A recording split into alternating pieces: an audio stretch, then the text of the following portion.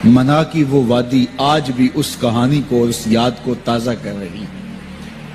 حضرت خلیل اللہ کے ہاں اولاد نہیں ہے۔ حضرت سارہ کے بعد حضرت ہاجرہ سلام اللہ علیہا سے نکاح فرمایا اور اللہ تعالیٰ نے حضرت ہاجرہ کے بطن سے ایک پیارا بیٹا عطا کیا جس کا نام اسماعیل رکھا۔ لیکن آزمائش یہ آئی، حکم یہ ہوا کہ میرے خلیل اگر مجھ سے محبت کرتے ہو تو اپنے اس بیٹے کو اور اپنی اہلیہ کو وادی غیر ذی زرع میں چھوڑ آؤ، اور اللہ کے حکم کی تعمیل کرتے ہوئے اپنی زوجہ کو اور اپنے نونہال بیٹے کو وہاں چھوڑ آئے۔ پھر 13 سال کی عمر کو جب حضرت اسماعیل پہنچے تو حضرت خلیل اللہ ملنے گئے۔ ایک خواب دیکھا۔ خواب میں کیا منظر تھا کہ میں اپنے بیٹے کو ذبح کر رہا ہوں۔ اللہ اکبر! یہ کوئی آسان کام نہیں تھا، لیکن نبی کا خواب بمنزلہ وحی ہوتا ہے۔ ہمارے خواب شیطانی وسوسے بھی ہوتے ہیں، الجھے ہوئے خیالات کا عکس ادغاث احلام بھی ہوتے ہیں، اور ہمارے کچھ خواب اچھے بھی ہوتے ہیں۔ نبوت کا 46واں حصہ بھی خوابوں کو کہا گیا ہے، اچھے خوابوں کو۔ لیکن نبی کا خواب محض خیر پر مشتمل ہوتا ہے اور شیطان کے وسوسے کا نتیجہ نہیں ہوتا، یہ اللہ کی طرف سے نبی کو القاء کی گئی بات ہوتی ہے۔ اب حضرت ابراہیم علیہ السلام کو خواب یہ آتا ہے کہ میں اپنے بیٹے کو ذبح کر رہا ہوں۔ 13 سال کا نونہال بیٹا، اور بیٹا بھی وہ جو اللہ سے دعائیں مانگ مانگ کے لیا گیا۔ حکم ہے کہ اس بیٹے کو میری رضا کے لیے ذبح کر دو۔ اللہ اکبر! حضرت خلیل اللہ اٹھے، بیدار ہوئے اور اس خواب کی تکمیل کے لیے آمادہ ہو گئے۔ اپنی زوجہ سے کہا، زوجہ محترمہ حضرت ہاجرہ سلام اللہ علیہا سے کہا کہ بیٹے کو تیار کر دو، دوست کی دعوت پہ لے جانا ہے۔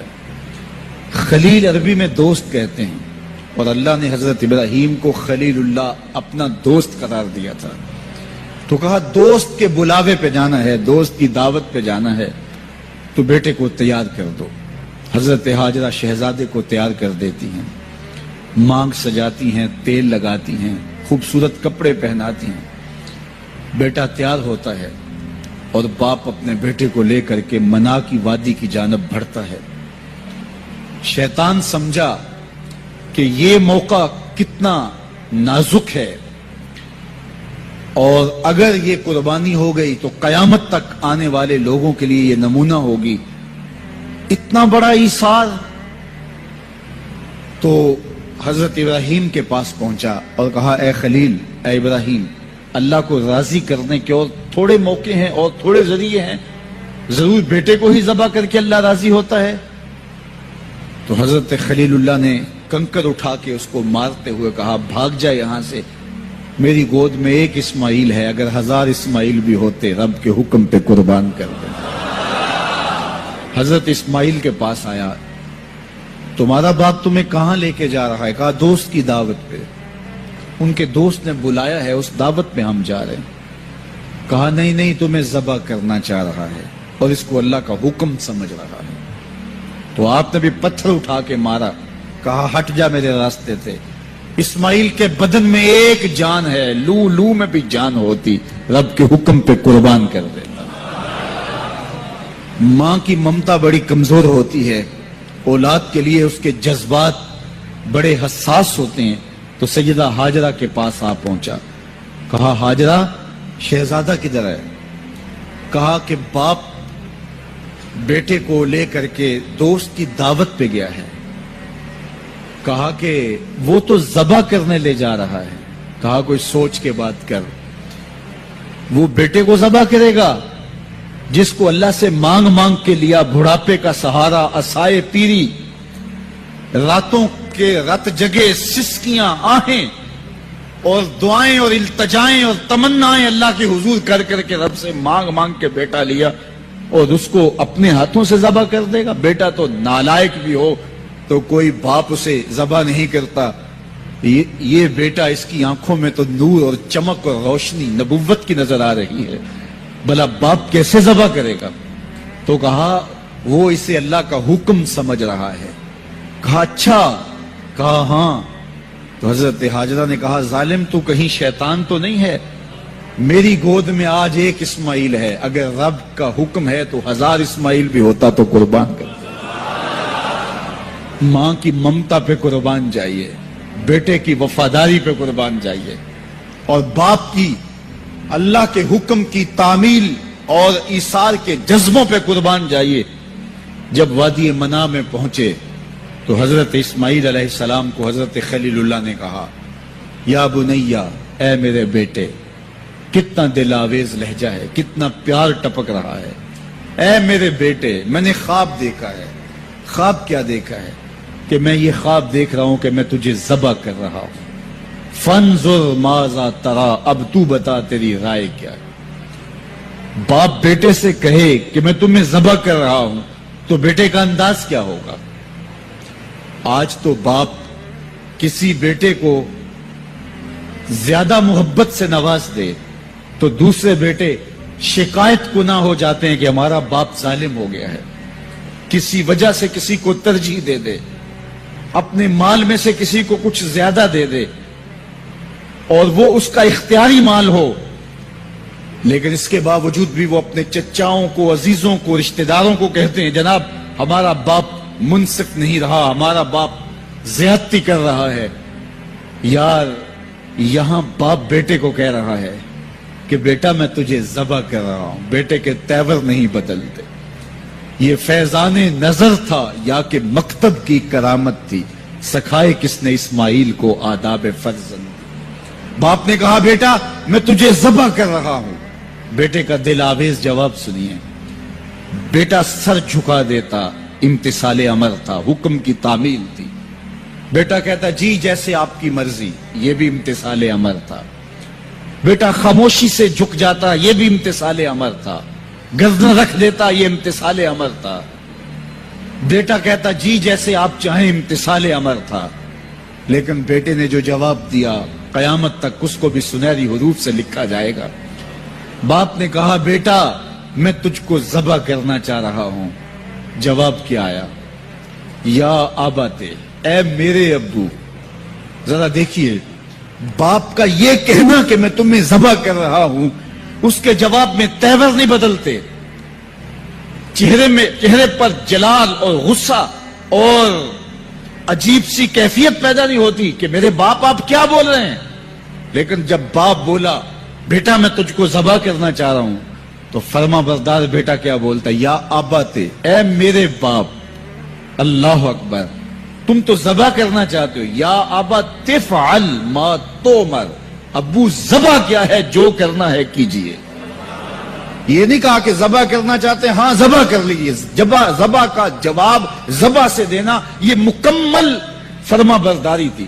باپ کہتا یا آبا، یا بنیا، اے میرے بیٹے میں نے خواب دیکھا ہے میں تجھے ذبح کر رہا ہوں. تو بیٹا کہتا ہاں مجھے ذبح کر لیجئے. یا آبا تذبح، ہاں مجھے ذبح کر لیجئے. لیکن بیٹا یہ نہیں کہتا کہ ذبح کر لیجئے. ذبح کا جواب ذبح میں نہیں کہا بلکہ جواب 2 قدم آگے بڑھ کے دیا. یا آبا تفعل ما تومر، ماں میں عموم ہے. ابو ذبح کیا، جو بھی کرنا ہے کیجئے. رہی بات میری، گردن پہ چھری چلے گی، بدن تو تڑپے گا، لیکن ستاجدونی انشاءاللہ من الصابرین. میرے رب نے چاہا تو صبر کر کے دکھاؤں گا. اگر رب کے حکم کی تعمیل میں نونہال بیٹے کی گردن پہ چھری رکھنے کا عزم اور ایثار کی یہ کہانی آپ رقم کرنے جا رہے ہیں تو آپ میرا منظر بھی دیکھیں گے کہ میں تڑپوں گا بھی نہیں. یا ابا تفعل ما تومر ستجدنی انشاءاللہ من الصابرین. آپ دیکھیں گے میں صبر کر کے دکھاؤں گا. فلما اسلم وتلہ للجبین، قرآن بتاتا ہے جب دونوں راضی ہو گئے. کس بات پہ راضی ہو گئے؟ فلاں نمبر کی گاڑی خرید لیں، فلاں بنگلہ خرید لیں، فلاں فیکٹری خرید لیں. باپ اور بیٹے نے یہ طے کیا نہیں، باپ ذبح کرنے پہ راضی ہو گیا اور بیٹا ذبح ہونے پہ راضی ہو گیا. فلما اسلم، ایک تو ہمارا اسلام ہے، یہاں دیکھو ان کا اسلام. الاسلام گردن نہادن. اسلام کا معنی یہ ہے گردن رکھ دینا. اپنی مرضی چھوڑ دینا. فلما اسلما، جب دونوں نے گردنیں رکھ دی، دونوں نے اس جو ہے وہ یہ طے کر لیا، باپ نے ذبح کرنے کا طے کر لیا، بیٹا نے ذبح ہونے کا طے کر لیا. وَتَلَّهُ لِلْجَبِينِ، اور باپ نے بیٹے کو پیشانی کے بل لٹایا. اس پر دو قول ہیں. تَلَّهُ لِلْجَبِينِ، پیشانی کے بل یوں لٹایا کہ الٹا لٹایا تاکہ پیچھے سے ذبح کریں، بیٹے کا من منہ چہرہ سامنے نہ ہو، ذبح کرنے میں رکاوٹ نہ بن جائے. کوئی بیٹا معمولی تو نہیں، اس کی پیشانی میں نبوت کے اجالے چمک رہے. تو بیٹے کو لٹا دیا اور الٹا لٹایا. تَلَّهُ لِلْجَبِينِ، پیشانی کے بل لٹایا. لیکن مفسرین کی ایک جماعت نے کہا نہیں، الٹا نہیں لٹایا. تو تَلَّهُ لِلْجَبِينِ کا معنی کیا ہوا؟ جس طرح ہم آپ جانور کو ذبح کرتے ہیں تو اس کی گردن کو خم دے کے پیچھے زمین پہ لگا دیتے ہیں تاکہ اس کی رگیں تن جائیں اور گردن کھل جائے اور چھری پھیرنے میں آسانی ہو اور جلدی سے جو ہے وہ رگیں کٹ جائیں. کہا کہ بیٹے کی ریشم جیسی نازک گردن کو موڑ کے پتھر پر پیشانی کو لگایا. اللہ اکبر. بیٹے کو رسیوں سے باندھا ہوا تھا اور اپنی آنکھوں پہ پٹی باندھی ہوئی تھی، اور یہ بیٹے نے کہا تھا ابو مجھے رسیوں میں جکڑ لے، شدت کی درد ہوگی، کہیں تڑپ نہ جاؤں، اور ایسا نہ ہو کہ رب کے حکم کی تعمیل میں آپ کو تاخیر نہ ہو. تو باپ نے اپنے ہاتھوں سے اپنے بیٹے کو جکڑا تھا. لیکن جو ہی چھری پکڑ کے باپ بیٹے کو ذبح کرنے لگا، بیٹے نے آواز دی ابا جان رک جائیے. کیوں بیٹا، پروگرام تبدیل ہو گیا؟ کہا نہیں، یہ میری رسیاں اتار دیجئے. بیٹا کیوں اتاروں، خود تو کہا تھا مجھے رسیوں سے جکڑ لو. ابا جان میری رسیاں اتار دیجئے. کہیں کل کا مورخ یہ نہ لکھے باپ ذبح کرنا چاہتا تھا، بیٹا ہونا نہیں چاہتا تھا. باپ نے باندھ کے کیا. کھول دیجئے رسیاں، نہیں تڑپوں گا. اللہ اکبر. رسیاں کھول دی جاتی ہیں. کائنات نے ایسا منظر کبھی دیکھا نہیں تھا، چشم فلک نے ایسا نظارہ کبھی کیا نہیں تھا. منا کی وادی ہے، فولاد جیسے پگھلے ہوئے پہاڑ ہیں، آسمان سے فرشتے بھی جھک جھک کے حورے غلمان اور رضوان جنت بھی دیکھ رہے ہیں. مالک قیامت آنے والی ہے. کہا فرشتوں تم نے کہا تھا انسان کو خلیفہ بنایا جا رہا ہے، یہ تو لڑائی کریں گے، سجدے تو ہم کریں گے، ذرا میرے بندے کی اس انوکھی ادا کو بھی تو دیکھو. لاؤ سارے سجدے، اپنے قیام لاؤ، اپنے رکوع اور اپنے سجود لاؤ اور میرے بندے کے اس جذبہ ایثار کے مقابلے میں رکھو. اللہ اکبر. حضرت خلیل اپنے نونہال بیٹے کو فلما اسلما وتلہ للجبین، قرآن نے منظر نگاری کی ہے کہ جب باپ بیٹا راضی ہو گئے، باپ ذبح کرنے پہ راضی ہو گیا. منا کی وادی ہے، کوئی تیسرا شخص نہیں ہے، پگھلے ہوئے پہاڑ ہیں، آسمان کا منظر ہے، ہاتھوں میں چھری پکڑی ہے، زمین تھرانے لگی، عرش کانپنے لگا، وادی پہ راشا تاری ہے. سورج سے یہ منظر نہیں دیکھا جا رہا، کارکنان قضاء و قدر کی چیخیں نکل رہی ہیں، مالک یہ کیا ہونے جا رہا ہے. کہا ذرا میرے بندے کی ادا تو دیکھو. پھر ہاتھوں میں چھری پکڑ کے آنکھوں پہ پٹی بندھی ہے اور نونہال لیٹا ہے اور پیشانی موڑ کر کے، گردن موڑ کر کے پیشانی زمین پہ لگائی اور تنی ہوئی رگوں پر حضرت خلیل اللہ نے جب چھری پکڑ کے چھری کو پوری ہمت کے ساتھ بیٹے کو ذبح کرنے کے لیے جنبش دی. چھری تو جنبش کرتی ہے لیکن ایک بال بھی نہیں کٹتا. چھری کو زمین پہ مارا، زمین میں دھنس جاتی ہے. لما تقطعی یا سکین، چھری کاٹتی کیوں نہیں، تیرا کام تو کاٹنا تھا. آواز آئی الخلیل یامرنی والجلیل ینہانی. خلیل کاٹنے کا کہتا ہے، رب جلیل کہتا ہے خبردار ایک بال بھی کاٹا تھا. کہا چھری تیرا کام تو کاٹنا تھا. حضرت آگ کا کام بھی تو جلانا تھا. جس نے آگ کو جلانے سے روکا تھا آج اسی کا حکم میرے نام بھی ہے کہ ایک بال بھی نہیں کاٹنا. اس سے راستہ اختیار کیا جا سکتا تھا نکلنے کا. میں نے تو چھری چلائی، اب کیا کروں، چھری نے کام نہیں کیا. شکر ہوا بیٹا بچ گیا، لیکن نہیں. خلیل سمجھے شاید کوئی دل میں نرمی پیدا ہوئی تو رب نے چھری کو روک دیا. چھری کو پھر پتھر پہ رگڑا، تیز کیا اور چھری کی نوک کو نازک گلے پہ رکھ کے پورا وزن ڈال دیا. گلا کٹ گیا، خون بہنے لگا. حضرت خلیل خوش ہو گئے. کتنا مشکل کام تھا بیٹے کو ذبح کرنا، میں کر دیا. جلدی سے آنکھوں سے پٹی کھولی تو کہا، دیکھا کیا کہ منظر بدلا ہوا تھا. بیٹا سمجھ کے جسے ذبح کیا تھا وہ بیٹا نہیں تھا، وہ دمبا تھا. اور حضرت اسماعیل پاس کھڑے مسکرا رہے تھے. بے ساختہ زبان سے نکلا اللہ اکبر. تو حضرت اسماعیل بولے لا الہ الا اللہ واللہ اکبر. پاس کھڑے جبریل جو دمبا لے کے آئے تھے بولے اللہ اکبر وللہ الحمد. ادھر سے آواز آئی وَنَادَيْنَاهُ أَن يَا إِبْرَاهِيمُ قَدْ صَدَّقْتَ الرُّؤْيَا إِنَّا كَذَلِكَ نَجْزِي الْمُحْسِنِينَ. ادھر سے آواز آئی جس سے پہاڑ کی وادی گونجنے لگی اے ابراہیم تو نے واقعی خواب پورا کر دکھایا. وَنَادَيْنَاهُ. سب مترجمین نے اس کا ترجمہ یہ کیا ہے واو حالیہ ہے, یہ طلباء جانتے ہیں. اس حال میں ہم نے ندا دی. حال کیا تھا کہ دمبا ذبح پڑا ہوا تھا, حضرت اسماعیل مسکرا رہے تھے, جبریل پاس کھڑے تھے. جبریل کا پاس کھڑا ہونا اس بات کی دلیل تھی کہ یہ دمبا وہ لے کے آئے ہیں, اور ان کا مسکرانا یہ ساری کہانی بتا رہا تھا. تو حضرت ابراہیم علیہ السلام نے جب یہ منظر دیکھا تو یقین تو ہو گیا کہ یہ رب کی طرف سے انتظام ہے, جبریل لے کے دمبا کھڑے ہیں. تو یہ یقین تو تھا, لیکن مزید تیقن پیدا کرنے کے لیے اللہ کی وحی اترنے لگی اور حضرت خلیل کا دل باغ باغ ہو گیا. وَنَادَيْنَاهُ. اس حال میں جب دمبا ذبح پڑا تھا, اسماعیل خوش کن مسکرا رہے تھے, خوبصورت ہنسی ہنس رہے تھے, مسکرا رہے تھے, اور حضرت جبریل بھی مسکرا رہے تھے. تو اس حال میں ہم نے ندا دی ابراہیم تو نے واقعی خواب پورا کر دکھایا.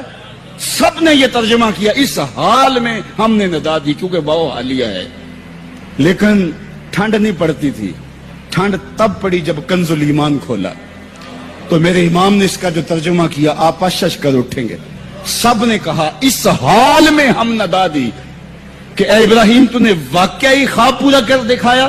لیکن اعلیٰ حضرت جنہوں نے قرآن کا ترجمہ ہی نہیں کیا, قرآن کی ترجمانی بھی کی ہے, انہوں نے اس کا ترجمہ کیا وَنَادَيْنَاهُ أَن يَا إِبْرَاهِيمُ. اے مخاطب اس موقع کا حال نہ پوچھ جب ہم نے ندا دی. پھر کیا عالم ہوا کہ جب ہم نے آواز دی, یقین تو پہلے ہی پیدا ہو چکا تھا, لیکن جب وادی وحی کے اجالوں سے چمکنے لگی اور ہر سمت وحی کا نور پھیل گیا, پھر کیا حال ہوا حضرت خلیل کا. اے مخاطب پھر اس موقع کا حال نہ پوچھ جب ہم نے ندا دی اے ابراہیم تو نے واقعی خواب پورا کر دکھایا. اِنَّا كَذَلِكَ نَجْزِي الْمُحْسِنِينَ. ہم نیکوکاروں کو یوں ہی جزا دیتے ہیں. ہم آپ کا بیٹا تو نہیں لینا تھا, بس ابراہیم تیرا امتحان پورا ہو گیا, تو نے امتحان میں 100 نمبر لے لیے, سرخرو ہو گیا, کامیاب ہو گیا. یہ تماشائے لبے بام تو نہیں تھا, یہ کوئی آسان کام تو نہیں تھا. اللہ اکبر. فرمایا ہم نے اس کو پچھلوں کے لیے سنت کے طور پہ باقی رکھا. سلام علی ابراہیم. ابراہیم تیرے اوپر سلام. آج اسی منسک پہ, اسی قربان گاہ پہ 40 لاکھ حجاج کرام قربانیاں پیش کرتے ہیں. کوئی 2 قربانیاں, کوئی 5 قربانیاں, بعض 100 اونٹ پیش کر رہے ہوتے ہیں. اللہ اکبر. صدیاں گزر گئیں. یہ تو صرف منا کی قربان گاہ ہے. پوری دنیا پہ پھیلے ہوئے مسلمان اس دن جانور ذبح کر رہے ہوتے ہیں. عید کے دن قریب آتے ہیں تو میں گزرتا ہوں سڑکوں, بازاروں اور گلیوں سے, ہر سمت لوگ موٹے تازے جانور لیے گھوم رہے ہوتے ہیں, اور سڑکوں کے اوپر جانوروں کے جو ہیں وہ ٹھٹ لگے ہوئے ہوتے ہیں. تو میری زبان سے بے ساختہ یہی جملے نکلتے ہیں سلام علی کرتا ہے. لیکن جناب ابراہیم کہتے ہیں کہ ان تماثیل کے آگے تم آسن مارے بیٹھے ہو جو اپنا دفاع بھی نہیں کر سکتے اور اپنی ضرورت کی تکمیل بھی نہیں کر سکتے, تمہاری ضرورتوں کو کیسے پورا کریں گے؟ تو یہ میرے رب نہیں ہو سکتے. شمس و قمر کو, چاند کو, سورج کو, ستاروں کو پوچھتے ہو, اچھا یہ چاند یہ ستارے رب ہے. تو جب ڈوب گئے تو کہا کہ جو ڈوبنے والے ہیں وہ میرے رب تو نہیں ہو سکتے. مجھے رب کی ضرورت پڑ جائے, رب ڈوبا ہوا ہو, تو مجھے تو وہ چاہیے جو ہر وقت حاضر ہو. تو میں تو اس رب کی پوجا نہیں کر سکتا. یہ ان کے شعور کا امتحان تھا اور اس شعوری امتحان میں پورے نکلے. پھر اس کے بعد اگلا امتحان تھا کہ وہ اس شعور کو بیان کرنے کی طاقت بھی رکھتے ہیں کہ نہیں. پھر بت کدا ٹوٹتا ہے, نمرود کا دربار سجتا ہے, اور وہاں جو خطبہ حضرت ابراہیم نے دیا زمانے نے سنا. جب کلہاڑا اس بڑے بت کے کندھے پہ رکھ دیا اور باقی سارے بتوں کا تیا پانچا کر کے رکھ دیا, جب وہ میلے سے واپس آئے تو ابراہیم بڑی بے نیازی سے بولتے ان کے بڑے نے کیا ہوگا, دیکھو اسلحہ تو اسی کے کندھے پر ہے. تو وہ کہنے لگے ابراہیم تو جانتا ہے یہ بولتے نہیں ہیں. اور حضرت ابراہیم یہی تو لانا چاہتے تھے. پھر جو خطبہ دیا، اُفِّل لَکُمْ وَلِمَا تَعْبُدُونَ مِن دُونِ اللَّهِ أَفَلَا تَعْقِلُونَ، افسوس ہے تمہارے اوپر اور افسوس ہے ان پر جن کو تم اللہ کے علاوہ پوجتے ہو. افلا تعقلون، تمہاری کھوپڑی میں دماغ نہیں ہے. اور پھر اللہ کی توحید کا بیان فرمایا. پھر اس کے بعد جان کا امتحان آیا، تو پھر جلتے ہوئے شعلوں کے اندر جس طرح ہنس کے داخل ہوا پیغمبر، یہ الگ اور نرالی شان تھی. نمرود نے سوچا تھا جل کے راکھ ہو گیا ہوگا چخا میں، لیکن 40 دن کے بعد جب آگ بجھتی ہے تو حضرت ابراہیم انگاروں سے چلتے ہوئے یوں باہر آتے ہیں جس طرح پھولوں پر کوئی نازنین چل کے آ رہا. پھر 87 سال عمر ہے. اللہ تعالیٰ پھر حضرت ہاجرہ کے بطن سے حضرت اسماعیل کی صورت میں اولاد عطا کرتا ہے. اب اتنی بڑھاپے کی عمر میں اولاد نصیب ہو تو انسان کا جی چاہتا ہے سارے کام کاج چھوڑ کے گھر بیٹھ جاؤں اور میں اپنی اولاد کے چہرے کی بلائیں لوں. لیکن حکم ہوتا ہے اپنی زوجہ کو بھی اور اپنے نو مولود بیٹے کو بھی ایسی وادی میں چھوڑاؤ جہاں کوئی سبزہ بھی نہیں ہوگا. اللہ اکبر. پھر اسماعیل علیہ السلام کی ایڑیوں کے رگڑنے سے زمزم جاری ہوتا ہے. اب ذرا دیکھیے ایک ایسا امتحان آتا ہے اگر کو ہمالیہ پہ بھی ڈال دیا جاتا اس کا پتا بھی پانی ہو جاتا.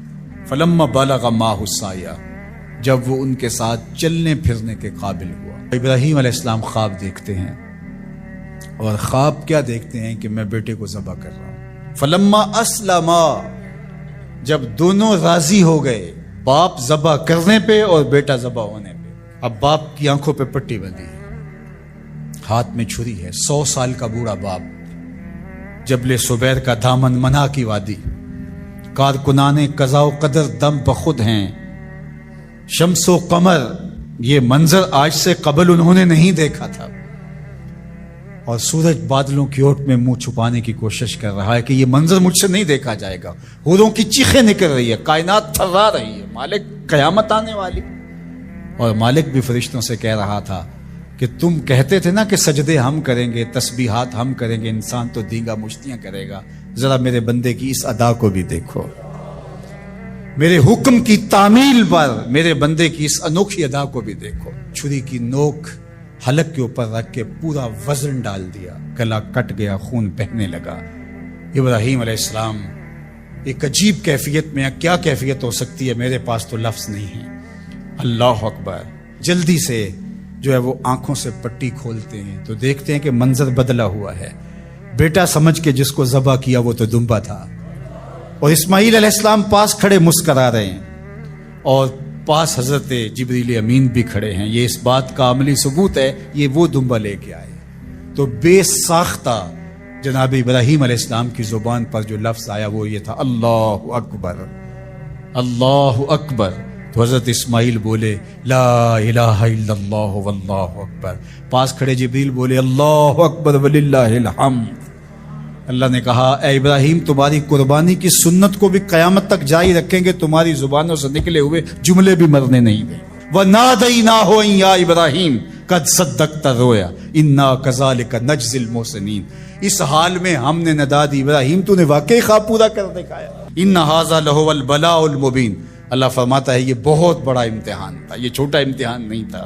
اور پھر میرا رب ہو کے کیا کہتا ہے، سلام علی ابراہیم، اے ابراہیم تیرے اوپر سلامتیاں نازل ہو. اللہ اکبر. پرسوں بھی میں کسی منڈی کے قریب سے گزرا، کہتے ہیں اس علاقے کی سب سے بڑی منڈی ہے. تو ہزاروں جانور، ہجوم محبت، اور سڑکوں پر، گلیوں میں، بازاروں میں کوئی یہاں گائے لے کے جا رہا ہے، کوئی بیل، کوئی اونٹ اٹھا کے لے کے جا رہا ہے. تو بے ساختہ میری زبان سے یہی نکلتا ہے سلام علی ابراہیم، ابراہیم تیرے اوپر سلامتیاں نازل ہوں. اللہ اکبر. اور اس قربان گاہ پر، جس قربان گاہ پر حضرت اسماعیل کو لے کر کے چلے تھے، منا کی وادی میں جبل سبیر کے پاس، وہاں 25 لاکھ حجاج جانور ذبح کریں گے. تو منا کی وادی اس گونج سے منور ہوگی، آواز آ رہی ہوگی سلام علی ابراہیم، ابراہیم تیرے اوپر سلامتی. ابراہیم علیہ السلام نے چھوٹا کام نہیں کیا، بہت بڑا کام کیا. لیکن میرے رب نے بھی پھر جو اعزاز دیا، جو تکریم دیا. عرض کی گئی یا رسول اللہ یہ قربانیاں کیا ہیں؟ فرمایا تمہارے باپ ابراہیم کی سنت ہے. قیامت تک وہ نقشہ ہماری آنکھوں کے سامنے رہے گا اور لوگ اپنے قیمتی متاع کو اس طرح قربان کرتے رہیں گے. ہمارے ایک بزرگ فرمایا کرتے تھے کہ ہر بندے کا کوئی نہ کوئی اسماعیل ہوتا ہے. جب تک وہ اپنے اسماعیل کی گردن پر چھری نہیں رکھتا رب کا قرب نصیب نہیں ہوتا۔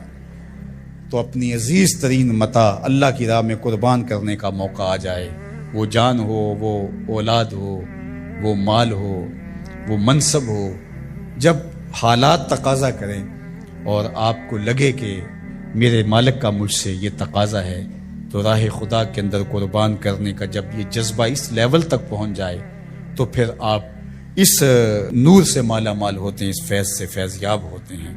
ہمارے لیے یہ واقعات اس لیے رکھے، ہم تو چھوٹے چھوٹے امتحانوں سے ڈر جاتے ہیں، ہمیں بڑے امتحان بھی دینے پڑے تو ہمارے بڑوں کی سیرت یہ ہے کہ ہم کشادہ دلی کے ساتھ، خوش دلی کے ساتھ ان امتحانوں سے گزریں، پھر ہمارے رب کی رحمتیں اور کرم نوازیاں ہمارے شامل حال ہوں گی۔